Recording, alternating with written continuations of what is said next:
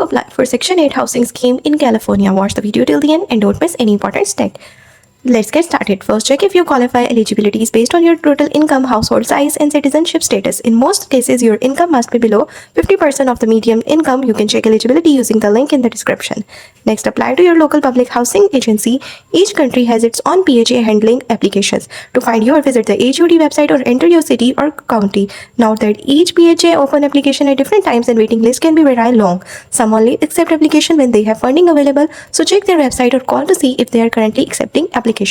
When applications are open, gather your documents, proof of identity, passport, social security number, proof of income, pay stubs, or tax returns, and any other required paperwork. Submit your application online, by mail, in person, or by phone through your local PHA. After applying, you will be placed on a waiting list. This wait can last months or even years. Once approved and a voucher becomes available, the PHA will contact you. With a voucher, you can find an approved property that meets the program's requirements.